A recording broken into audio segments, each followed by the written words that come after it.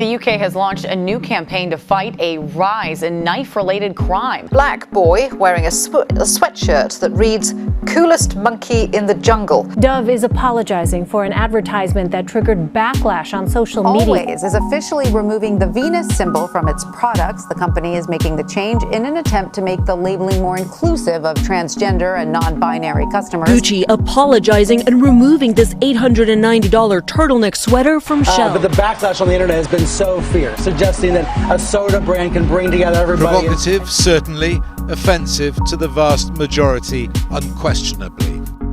So, you're thinking about creating a new campaign targeting a community you know little or nothing about.